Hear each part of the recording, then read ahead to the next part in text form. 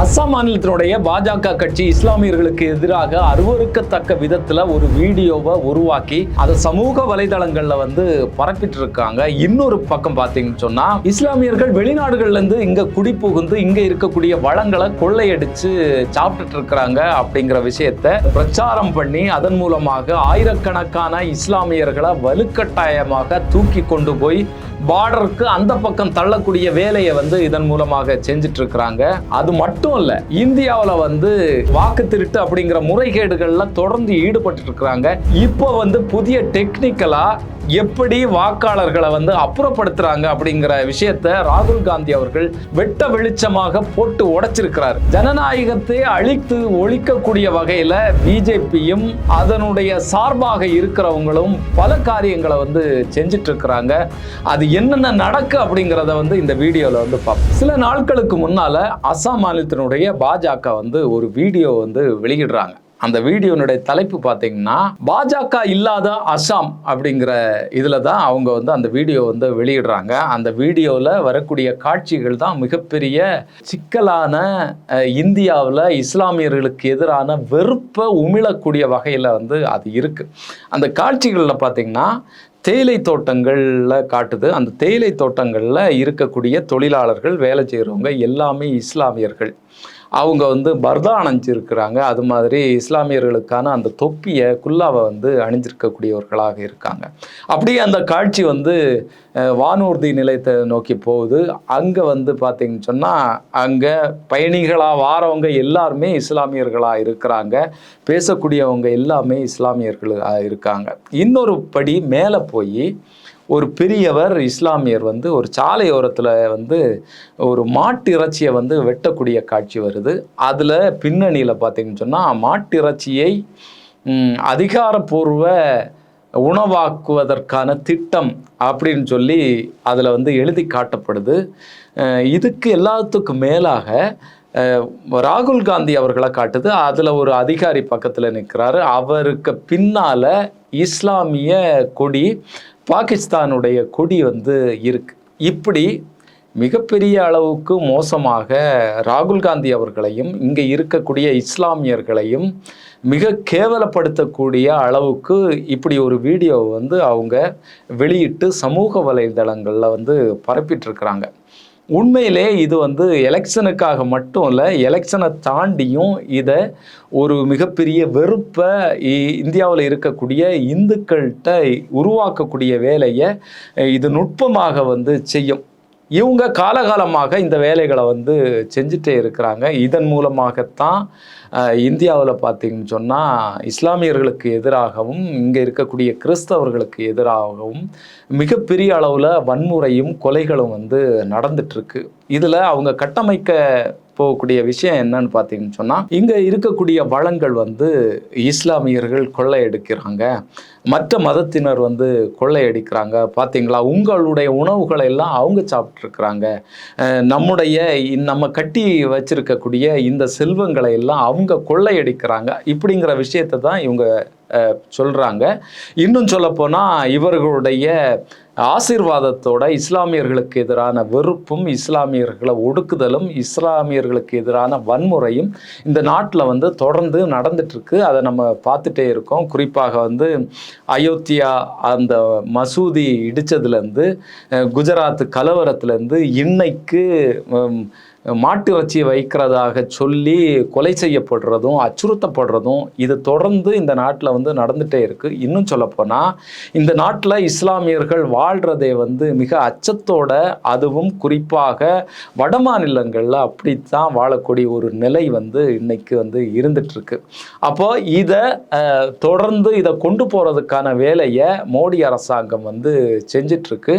குறிப்பாக இதனுடைய பலன்களை அனுபவிக்கக்கூடிய விதத்தில் அந்த எலெக்ஷன் நேரத்தில் இதை மிக தீவிரமாக அவங்க முன்னெடுத்து செஞ்சிட்ருக்கிறாங்க. மக்கள் பிரதிநிதித்துவ சட்டம் 1951 படி இது மிகப்பெரிய குற்றமாகும். இதுக்கு எதிராக எலெக்ஷன் கமிஷன் முன் இதை தடை பண்ணணும், இல்லைன்னா உச்ச நீதிமன்றம் இதில் தலையிட்டு இதை வந்து ஒரு வழக்காக எடுத்து இந்த நாட்டில் பிளவுகளை ஏற்படுத்தக்கூடிய இந்த செயலை வந்து தடுத்து நிறுத்தணும். இதுதான் வந்து உண்மை. ஆனால் இங்கே இருக்கக்கூடிய ஜனநாயக அமைப்புகள் வந்து இதை வேடிக்கை பார்த்துட்ருக்கு. இதுக்கு எதிராக எந்த விஷயங்களையும் வந்து செய்யலை. ஆனால் இந்த விஷயத்தை ராகுல் காந்தி அவர்களோ இல்லைன்னா மற்ற எதிர்கட்சிகளோ தலைவர்களோ செய்யும்போது அவங்க வாலண்டியராக வந்து இதை தடுக்கக்கூடிய வேலையை இல்லைன்னா அவர்கள் மீது கேஸ் போடக்கூடிய வேலையை வந்து செய்கிறாங்க. சமீபத்தில் பீகாரில் வந்து மோடிக்கு எதிராக ஒரு வீடியோ வந்து ஏஐ தொழில்நுட்பத்தோட காங்கிரஸ் வந்து வெளியிடுது.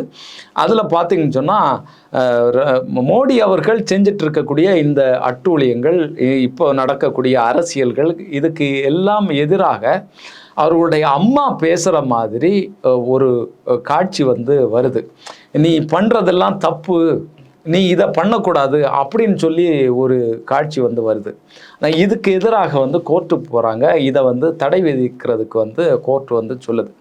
அப்போது அந்த விஷயம் இந்த நாட்டில் வந்து பிளவுகளை ஏற்படுத்தாது. அது ஒரு விமர்சன பார்வையில் வச்சக்கூடிய ஒரு வீடியோ. ஆனால் இது நாட்டையே துண்டாடக்கூடிய, நாட்டையே பிளவுபடுத்தக்கூடிய, வன்முறையை தூண்டக்கூடிய ஒரு விஷயமாக இந்த வீடியோ இருக்குது. இந்த வீடியோவுக்கு இதுவரைக்கும் ஒரு ஜனநாயக அமைப்பில் ஒரு எதிர்ப்பு வந்து வரல. மக்களும் சமூக அமைப்புகளும் தான் இதுக்கு எதிராக பேசுகிறாங்க. குறிப்பாக ஏஐஎம்ஐஎம் கட்சியினுடைய ஒவைசி அவர்கள் வந்து இதுக்கு எதிராக பேசிட்டு இருக்காங்க. இப்படி வன்முறைகளை இஸ்லாமியர்களுக்கு எதிராக தூண்டி விடக்கூடிய வேலையை வந்து நாடு முழுவதும் பாஜக வந்து பண்ணிகிட்ருக்கு. இதை வந்து தடுத்து நிறுத்தணும் அப்படிங்கிறத வந்து அவர் வந்து பேசுகிறார். இது மாதிரி பார்த்தீங்கன்னு சொன்னால் சமீப நாட்களாகவே இஸ்லாமியர்கள் வெளிநாட்டிலேருந்து குடியேறினவங்க அவங்க இங்கே இருக்கக்கூடிய வளங்களை கொள்ளையடிக்கிறாங்க, அவர்களை வந்து தடுத்து நிறுத்தணும் அப்படிங்கிறதுக்கான வேலைகள் வந்து தொடர்ந்து நடக்கு. பார்டர் மாநிலமாக இருக்கக்கூடிய பீகார், குஜராத்து, அது மாதிரி மேற்கு வங்கம், அஸ்ஸாம், இந்த மாநிலங்களில் எல்லாம் இதற்கு எதிரான பிரச்சாரமாக நடக்கு. இன்னும் சொல்ல போனால் மேற்கு வங்க மாநிலத்தை சார்ந்தவங்க எங்கெங்கே புலம்பெயர்ந்து வேலை செஞ்சுட்டு இருக்காங்களோ அவர்களை எல்லாம் திட்டமிட்டே பிடிச்சு அவர்களை இந்திய குடிமக்கள் அப்படிங்கிறதுக்கான ஆவணங்கள் கையில் வச்சிருந்தா கூட அதையெல்லாம் பொருட்படுத்தாமல் வலுக்கட்டாயமாக கொண்டு அப்புறப்படுத்தக்கூடிய வேலையை, பார்டருக்கு அந்த பக்கம் தள்ளக்கூடிய வேலையை இந்திய அரசாங்கம், அதனுடைய ஆட்சியாளர்கள் வந்து செஞ்சிட்ருக்கிறாங்க. இப்போ சமீபத்தில் வந்து அஸ்ஸாமில் கூட்டமாக இவர்களை அப்புறப்படுத்தக்கூடிய வேலை வந்து நடந்துட்டுருக்கு. இதுக்கு எதிராக நீதிமன்றமே வந்து களத்துக்கு வந்து சாட்டை அடி கொடுத்தது நமக்கு தெரியும். அவங்க என்ன சொல்கிறாங்க, வங்காளத்தில் இருக்கக்கூடியவர்களுக்கும் மேற்கு வங்கத்தில் இருக்கிறவர்களுக்குமான அந்த கலாச்சார உறவுகளும் மொழி உறவுகளுக்கும் உங்களுக்கு தெரியுமா அப்படிங்கிறத வந்து அவங்க கேட்குறாங்க. அப்போ இதெல்லாம் தெரிஞ்ச பிறகும் நீங்கள் ஏன் இந்த மாதிரியான வேலைகளை செய்கிறீங்க அப்படிங்கிற கேள்விகளை வந்து உச்சநீதிமன்றம் வந்து முன்வைத்தது.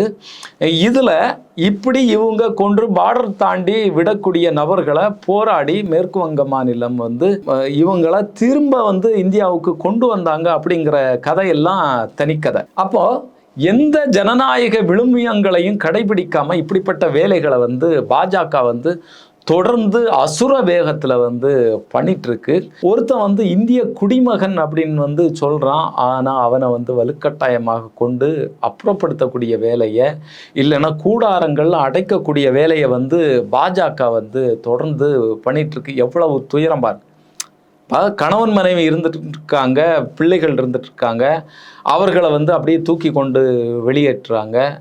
என்ன ஆச்சு, அவர்களுக்கு என்ன நிலைமை, நாளைக்கு என்ன ஆகும் அப்படிங்கிறது தெரியலை.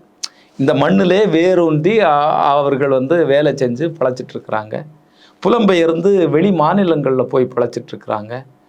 அவர்களுடைய மின்சாரத்தை கட் பண்ணுறது, அவர்களுக்கான தண்ணீரை வந்து கட் பண்ணுறது. சமீபத்தில் டெல்லியிலேருந்து அப்படித்தான் சாதாரண காகிதம் பொறுக்கக்கூடிய நபர்களை, பெண்களை வந்து கர்ப்பஸ்திரீகளை வந்து பார்டருக்கு அந்த பக்கம் பங்களாதேஷ் பக்கம் கொண்டு விட்டாங்க. கடைசியில் என்னாச்சு, பங்களாதேஷ்லேருந்து இங்கே இருக்கக்கூடிய பத்திரிகையாளர்களுக்கு இந்திய குடியுரிமையோட இங்கே நபர்கள் அலைஞ்சிட்ருக்குறாங்க, அவர்களை வந்து நாங்கள் பாதுகாப்பாக இங்கே வச்சுருக்கோம் அப்படிங்கிறத வந்து சொல்கிறாங்க. சரி, இதெல்லாம் விடுங்க.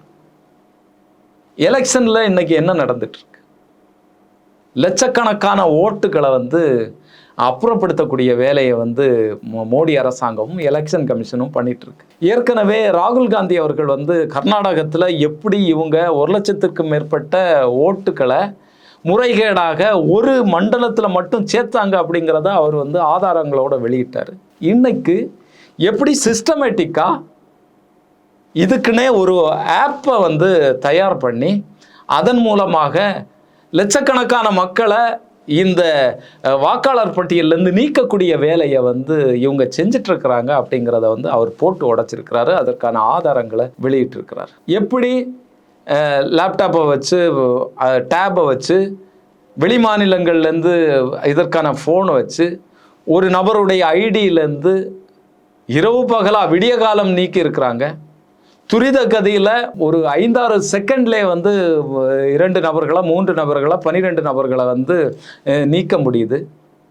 இப்படி சிஸ்டமேட்டிக்காக இந்த நாட்டினுடைய ஜனநாயகத்தை அடித்து நொறுக்கக்கூடிய வீழ்த்தக்கூடிய வேலையை இந்த பாஜக அரசாங்கம் மோடியும் அமித்ஷாவும் வந்து திட்டமிட்டே வந்து செஞ்சிட்ருக்கிறாங்க. அப்போது இதற்கு எதிராக களத்தில் குதிக்க வேண்டிய ஜனநாயக அமைப்புகள் எல்லாம் வாய் மூடி கள்ள மௌனம் சாதிச்சிட்டு இருக்கு. உச்ச நீதிமன்றமும் சரி, தேர்தல் கமிஷன் அவர்களுக்காக வேலை செய்து, இந்த நாட்டில் இருக்கக்கூடிய பத்திரிகைகள் இதை இன்னைக்கு மிகப்பெரிய அளவில் கொந்தளிப்பை உருவாக்கி இருக்கணும்.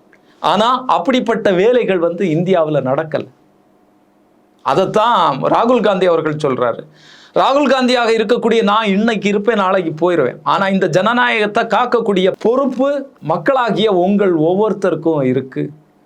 இளைஞர்களுடைய வேலை வாய்ப்பு, இளைஞர்களுடைய எதிர்காலம் எல்லாமே இந்தியாவினுடைய ஜனநாயகத்தை நம்பி தான் இருக்கு. அந்த ஜனநாயகம் காப்பாற்றப்படணும் அப்படிங்கிற அறைகூவலை ராகுல் காந்தி அவர்கள் விடுக்கிறார். இந்த அறைகூவலுக்கு இந்த நாட்டில் இருக்கக்கூடிய ஜனநாயக சக்திகள் வந்து செவி கொடுக்குமா?